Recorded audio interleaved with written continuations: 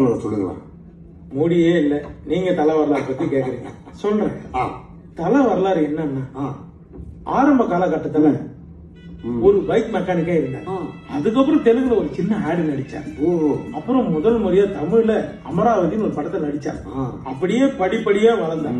காதலுக்கு மரியாதை படத்துல நடிச்சு நம்ம மக்கள் மனசுல இடம் பிடிச்சாங்களே ஷாலினி, அவங்க இவரோட சேர்ந்து அமர்கலன் ஒரு படத்துல நடிச்சாங்க. இவங்க 2 பேருமே லவ் சிங்க் ஆயி கிளைமேக்ஸ்ல எப்படி சோல்டர்ல தூக்கி போட்டு போவாரோ அதே மாதிரி இன்னி வரைக்கும் நல்ல ஒரு கணவனா தோலா தாங்கிட்டு இருக்காரு. அப்படி ஒரு மனுஷன், நல்ல பேர். நீங்க தலை வரலாறு கேட்ட உடனே எனக்கு ஒரு சின்ன ஸ்பார்க் ஆச்சு. சொல்லுங்க சாமி. வரலாறுல நம்ம வச்சிருக்காங்க. கடின உழைப்பாளி, தன்னம்பிக்கை கொண்டவர். மே 1ஆம் தேதி உழைப்பாளர் தினம் அன்னைக்கு உலகம் முழுவதும் அவரோட பர்த்டேவை கொண்டாடுவாங்க. இதுதான் தலையோட வரலாறு. கடின உழைப்பாளர்னு சொல்றீங்களே, அரசியலுக்கு வருவார் அவரு? அது காலம் பதில் சொல்லும் பக்தா.